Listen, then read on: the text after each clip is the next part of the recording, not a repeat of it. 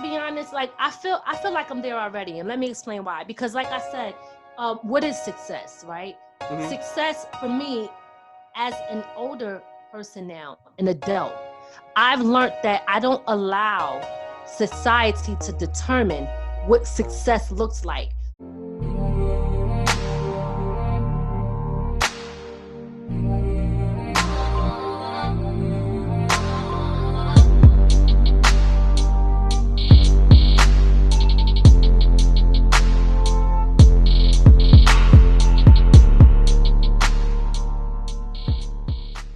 Welcome back, everybody, to another brand new episode, Ethan and Mike. I'm your host, Ethan.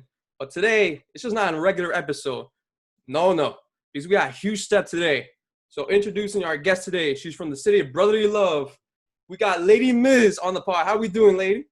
What's up, Ethan? How you doing today? I'm pretty good, It's a brand new day, Yes, a new definitely. podcast. Yes, Introducing definitely. Ladi Miz, how I met. What's crazy, how I met Ladi Miz is through the Keys to the Street. Shouts out to them. Oh yeah, Keys to the Street. definitely. I went on their live one time. I heard telling my story. I was like, wow, this is something right here. I got to take this advantage on this. Especially with Sabrina, the Sabrina one of WNBA. Yes. That really matched the point because it was a rising star from Oregon. Mm-hmm. And just better way of telling my story like that. Exactly. Yes. Shout out to Sabrina for sure. Which we'll get to the EP in a second. But I just want to talk about your podcast, the ground up. Right. So explain to me how the ground up is supposed to work on your podcast. I want to hear that. Sure. So from the ground up is it's a podcast that's fairly new. It's not totally new. I had this idea. I was doing it for a minute and then I stopped. I really got into the music and I started doing everything else. So I kind of like neglected it. But with this whole pandemic and everything, I was just like, you know what? I have time on my hands because I was furloughed from my job. So I couldn't go to work and work with my clients. So I decided, well, this is the time for me to really pursue this. I also wanted to be able to, as an artist, I wanted to give a platform to be able to talk to other artists, other entertainers, other podcasts such as yourself, and just build a network with different type of people. So I started this, and my husband is my co-host, and that's pretty much it. So, right now we're fairly new to doing this, and we pre-record, but eventually we're going to start going live because the pre-recording sometimes it becomes a lot of work because of the editing. It becomes more time consuming. I know that process. Yes. I do that process a lot, but it gets a good product though at the end of the day. Yes, it does. At the end of the day, it's perfect right there. I'm telling you. Right.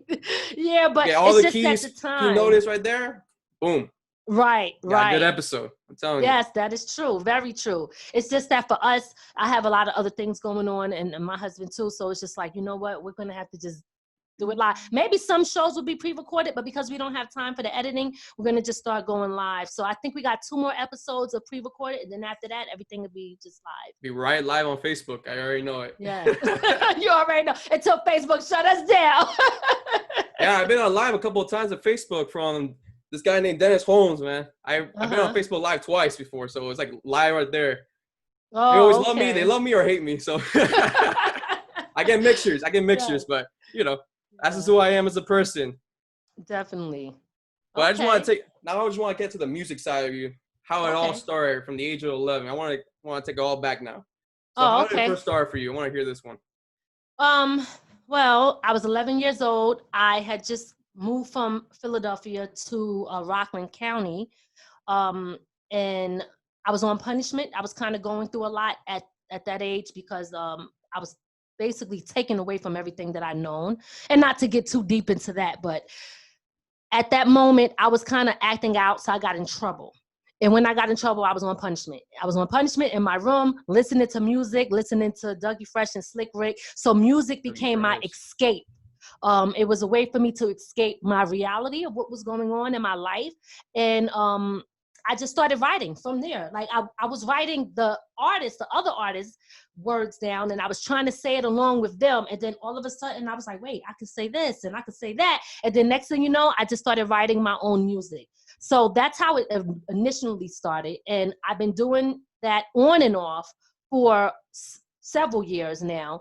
And about 13 years ago, I would say I walked away from doing the music. I got pregnant. And I said, well, you know what? I don't think I could really pursue this in the way that I want. I want to take my time to really put it into my children. So I took a break from doing it. And then I just kind of got back into it about 3 years ago. 3 years ago, So 2018.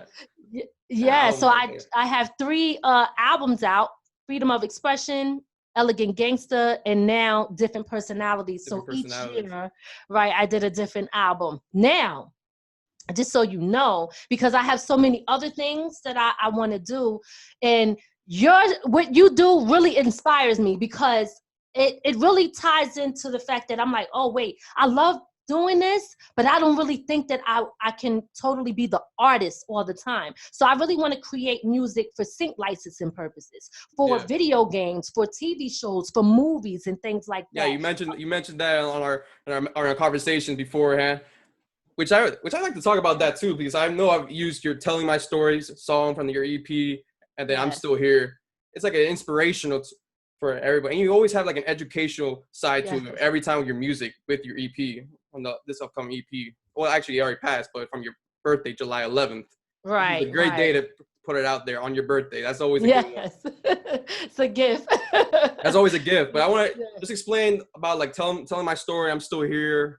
Or all the songs all together. I just want to hear where the background came from. Okay, so I'm trying to remember them in the order. Maybe I should pull it up. Well, we'll start with Telling My Story while I'm pulling it up. So because I don't have the order memorized in my head. Oh, I got the order. Okay, so then you tell you. Yeah, I got you.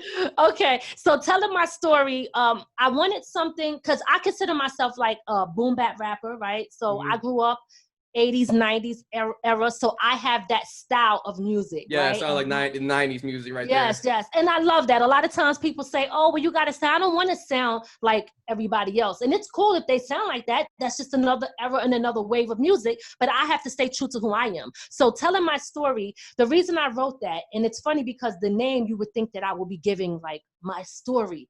But if you listen to the whole hook, what I'm saying is, I'm telling my story. I'm not allowing other people to do that for me. And what that means is that I have a purpose and I have dreams. So I can't allow other people to set limitations on what I want to do and what I know I was born to do, right? So if this is a part of my passion, then I'm going to do it. I'm not going to let people tell my story. I'm going to make it. And what is making it? Making it is different for everybody. Somebody that's another artist may want to be the artist that's running around performing and stuff like that. And that's what their goal is. But that's not my goal. My goal is to create music, like I said, for sync licensing and for things like that, for people to enjoy. But I know that for me now and this time, that I know I don't want to do all the running around, right? So the bottom line is, overall, Telling My Story is I'm still here. I ain't going nowhere. No, I'm sorry. That's I'm still here.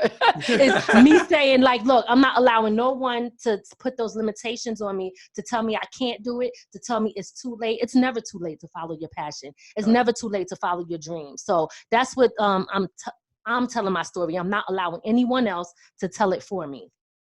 Facts. That's total facts right there. Yeah. And then Take It Slow. I know you wrote that for your husband right there. I know you mentioned that on another podcast. Yeah. Them. I listened to that one. Take It Slow. You kind of wrote it for your husband right there. Take me back from that one.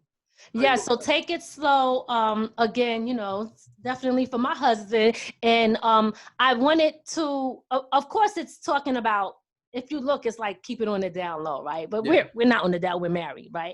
But for the listeners who they might be able to relate to it. But I just wanted to show versatility, right? So most of the time people always see me as like that hardcore rapper, and I don't want to be known as just the hardcore. Yeah. Because that's not really that's not my MO. That's not really that's not who you really are. Exactly. So when you act like that, right, people expect you to be like that all the time. Like tough all the time, like talk back to you, like, right. What's up, man? right. And I'm like, oh, well, let me just show that, okay, You got a soft side in you. Most definitely, yes. I have a softer side to me. And also, again, if I'm going to be writing music, people could see, oh, if we need this type of song, she could create that.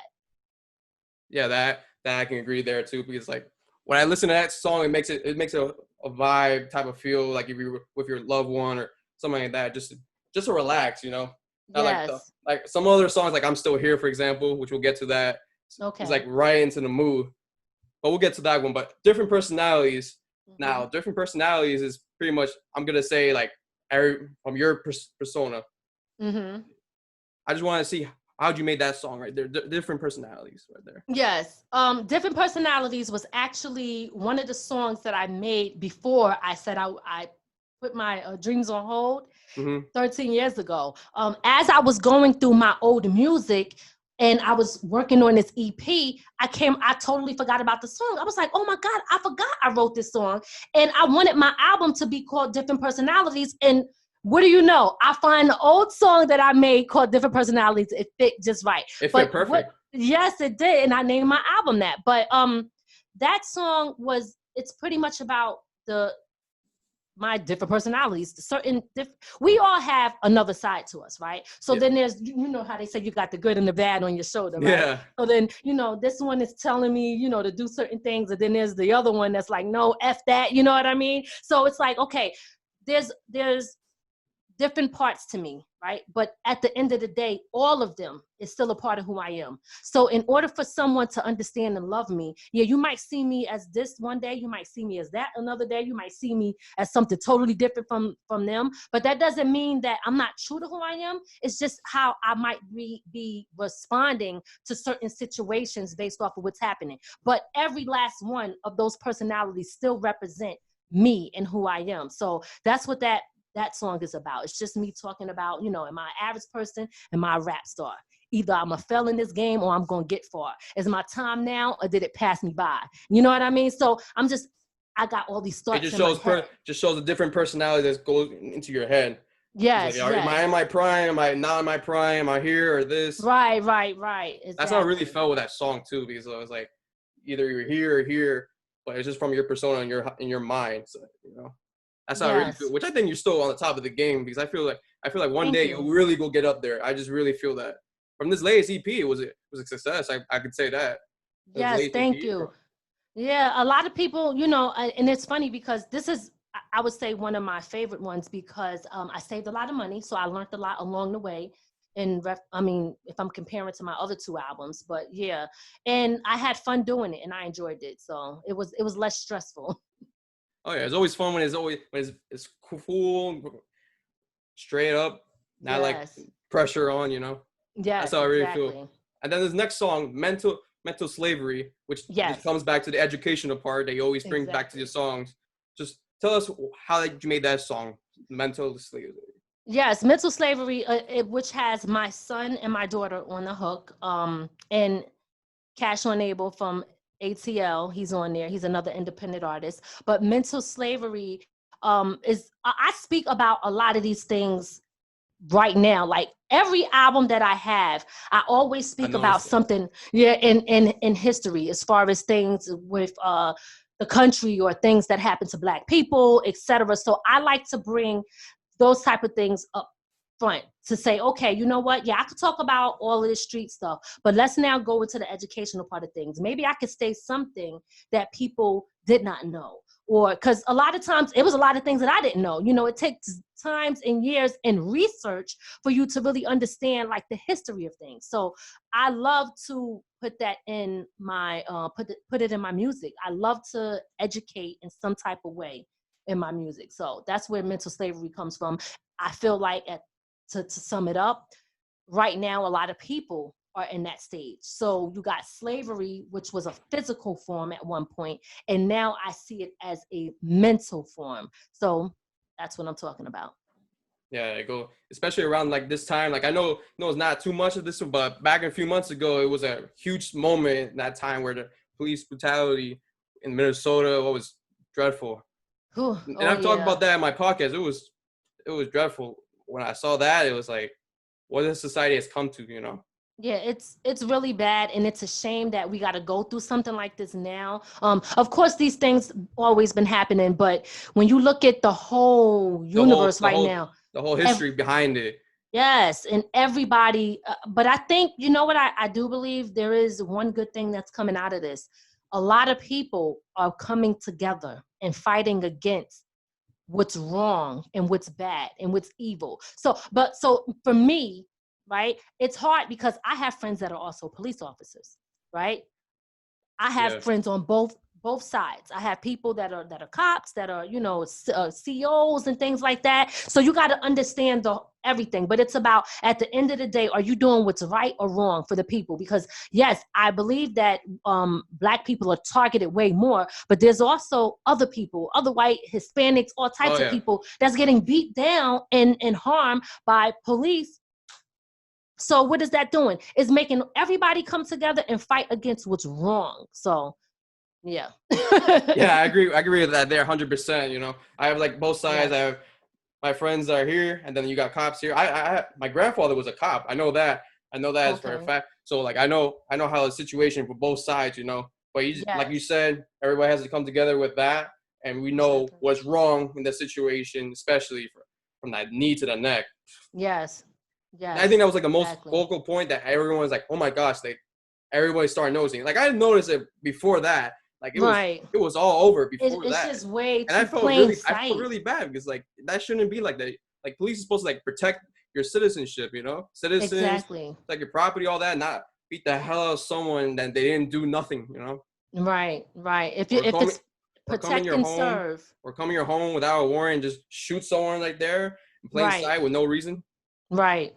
Yes. And they still haven't arrested those cops, Breonna Taylor's killers. They still have not done that. So, you know, it's still a battle for a lot of things, you know, but at the end of the day, if you are a good cop, then people will not be afraid when they see you. Because if your job is to protect and serve, then people will feel protected when they see you. They wouldn't feel worried or scared or afraid. So if people see you and they're afraid and they're scared and they're worried, then something is off with what you're supposed to stand for. Agree, 100%. Yes. Now let's go right back to the music now. So You Don't Want It. I want to tell me about that one. You Don't Want It. So You Don't Want It is more of a hardcore type of joint. So now it's bringing it to the streets, right? Because people still want that too. Now that song features again Cash on Abel, which is a really dope artist and so much more from Atlanta, and Mikey D, who's a veteran in hip hop. You know, he worked with LL Cool J and other people. I think he was a part of Main Source.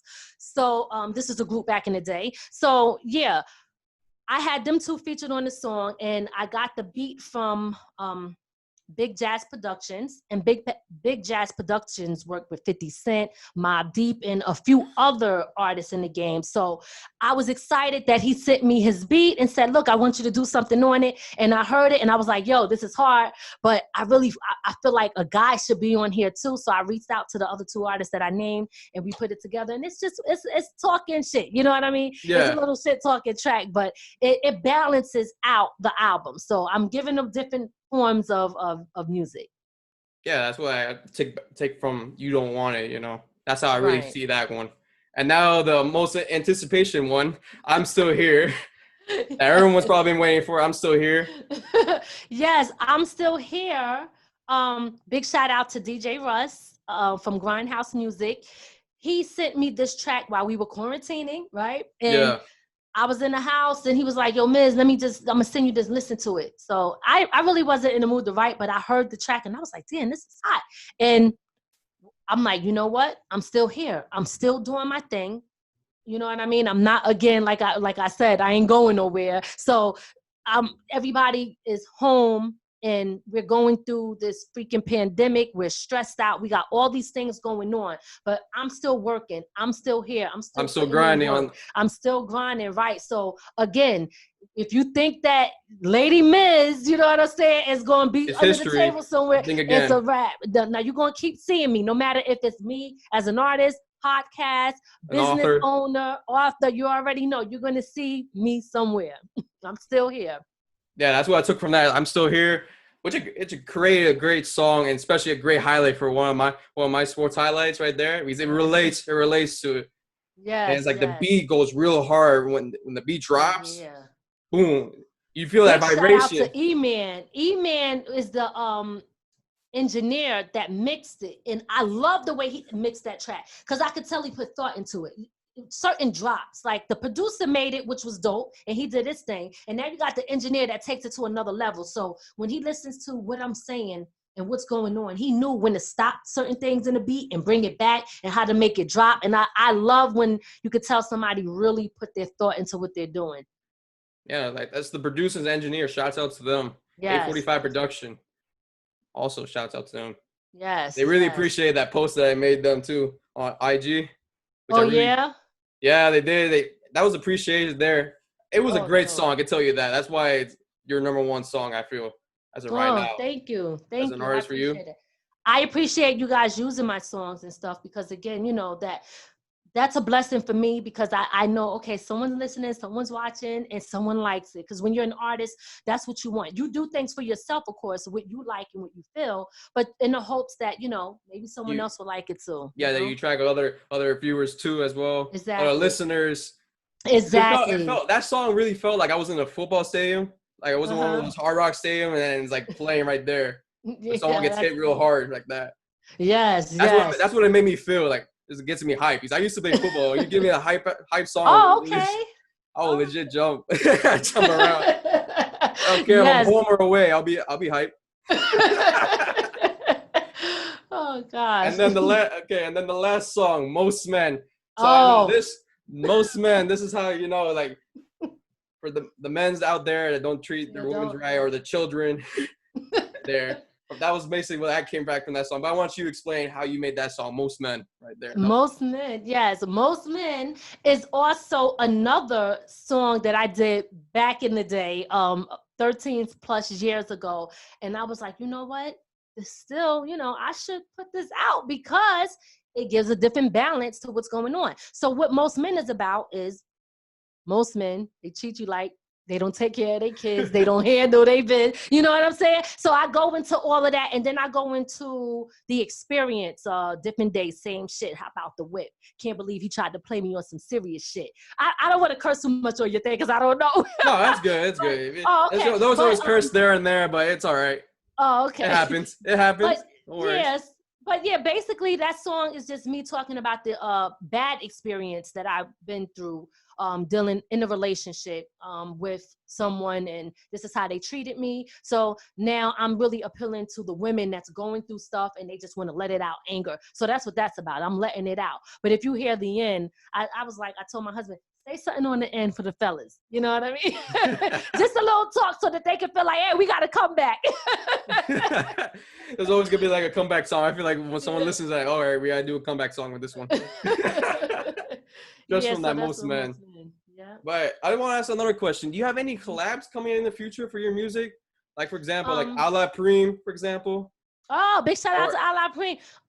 Right now, I do have some things in the work, and I feel so bad because I wasn't able to get to it yet because I've really been in the process of building my business. But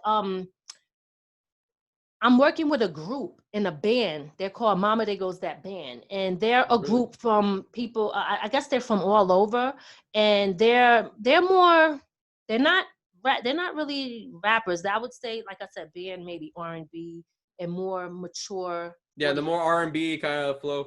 Yes, I'm also into that too, the R&B. Right. Yes, yes. So, but I like the underground music too. I love it too. How I got into underground music was actually through my ex. Actually, I actually had an ex that loved underground music, and I started listening to it more. And once I started doing it, fascinated me. So it was like, it's a lot of dope underground artists. Oh yeah, like you never hear that in mainstream, but like, when you hear underground, it's like, wow. Right, right. And that's what I'm saying right there. Yeah, it's so many talented people out there, and a lot of times people think that, oh well, you know, you got to be mainstream, but there's great music because you're going to hear the same thing over and over. The programming on the radio, right? It's going to be the same thing. They're never going to give you anything new unless it's that artist that is mainstream. But when you listen to underground artists, like I love, my time really goes into supporting and listening to these other artists like me, independent artists. That's where I put my time, and that's where I spend my money with them. Yeah, 100%. Yeah. Like I got a couple of people I think I can help you out to produce some collabs there for you. And I know your daughter is also following your footstep, Sierra Alexis. Yes, Soraya Alexis. Soraya Alexis, my bad on the naming. No, Because I it's know okay. she was on one of your songs, One and Only. She Yes. has a voice. I can tell you, she has a voice. I think she should pursue that a little bit more. Actually, her and her boyfriend, I gotta send you that song. Her and her boyfriend did a song called Doubt It. Yeah, I heard And that one. I heard oh, that you one. heard Doubt that it. one? Oh Yeah, my that was God. that Listen. that one was. That's why I mean, like, she can sing. Like, that Yes. song really hit Yeah, that me. song I'm is surprised dope. that's still underrated still. Yeah, me too. I hear because there's also artists on there. I think Rory Fresco and I know it was like Little Love. Little Love. There you go. Little Love and Rory Fresco. And one of them is kind of in between underground and mainstream. One of them has a really huge following, and he's kind of up there with the mainstream artists. So for them to be able to link with somebody like that, and you want to know the funny thing, how the story behind them linking? Yeah. Video games. Really? You know what I'm saying? You see what I'm saying? It's all in the video games. Video games. All Yes, through I guess video they were game. playing whatever sport, some sports game. I don't know if it was the NBA, whatever, but they were playing something, and that's how they connected and started playing music that way. Yeah. Through 2K or Madden. That was crazy. I think 2K, right. That's crazy. 2K would be interesting. I know, like, a 2K, I suck at that so much. I was never a good video gamer. Like, no. The video games I'd be good. Like, it's like something like I was surviving, something like that. But like NBA or Madden, I'll suck at. Well, they got some survivor ones out there. My husband was in the military. He was in the Navy. So he plays a lot of those games. Yeah, those survivor games. Yeah. Especially with the VR. Using the VR. Oh, boy. Whew. VR makes you think you're right there, like the roller coaster one. Yep. Yes. But yeah, I'll tell you some more I can think of that you can collab with in the future. Okay. Once this episode ends, I can help you out with that. Okay. You got something. I feel like you got something right there. I just feel like you just that one step you're right there. I really feel that. Well, you know what? I got to be honest. Like I feel like I'm there already, and let me explain why. Because, like I said, what is success, right? Mm-hmm. Success for me, as an older person now, an adult, I've learned that I don't allow society to determine what success looks like. You got the masses of people that'll tell you that in order for you to be successful, this is what you have to do and this is where you have to be. But let's say someone who is coming from a different area and they just want to get to the next step. That might be success for them. They don't have to get all the way up there, because sometimes getting all the way up there can come with a headache, because some people that we know that were successful are miserable, unhappy, and not really paid. And some of them are undercover broke, right? So what is success? Success is owning your own stuff, being able to do what you want to do from your heart and not allowing people to dictate how you can move. So for me, I'm already there because I make my own decisions, right? I do what I want to do. And I'm also making a difference because I'm expanding. And I'm not just an artist. Like I said, I do radio co-host on DJC Radio Global. Big shout out to DJ Cisco. I do the From the Ground Up podcast. I am into writing right now. I wrote my first book, Broken Then Healed. Okay, I do writing. I'm an artist. I have my own publishing company, so I know how to get my money as an artist. And now my business called Peace Mentoring. I'm going to be working with people with developmental disabilities, which I already do because I work two jobs now doing that. I'm going to be working with at-risk youth. And that is because I was locked up as a juvenile in the juvenile detention center. And I got a whole story about that. I was just asked to speak at a juvenile detention center that I used to be an inmate in as a teen. And it's funny how things work, because they had no idea, the person that asked me. And I said, do you realize you're asking me to speak somewhere where I was once an juvenile inmate? Yourself. Yes, a juvenile inmate myself. So, and then I'm going to be working with re-entering citizens, people coming out of jail. So for me, I got so many other things. And then it's so many people in the system that want to do what I'm doing. So I could create music, but I have so much to give back to people and to help other people who probably, listen, to them, being an artist might be everything, right? That might be everything to someone. And if I can help somebody do that, I'm cool with that. So for me, I'm there already. Yeah, you know I believe that too. I believe that you do a lot for the community. That's why I like about you too. Like you do everything for your community. You always give back to them. I know in the future what I'm gonna try to do that back to my community. That's why I have my podcast also. Bring people that are from my level and up that you never hear, you probably never hear before. Now you hear it now. Give them a platform. That's what my podcast too, which I'm trying to get that there. But I feel like I'm getting success because we got a long way from where we started. I'm telling you that. Really? Well, that's great. That's great. Yeah, I see y'all doing really well, and that's good. That is really good. It's just like connecting with people. It's like trying to connect because we're a sports podcast, but we just try to connect to people with sports, try and get the edits. That's why I do edits also at the same time because it's interesting. Like I know the knowledge of it, you know. Right. And I love music too because actually there was a time where I like wrote songs before, but I never sing it. Yeah, I actually wrote a couple of songs, but it's like coming down from the heart though, you know. Oh, that's nice. So you could still do music and be a writer. Yeah, it was like that's why I'm always a good writer too. Like before, I could never write for anything.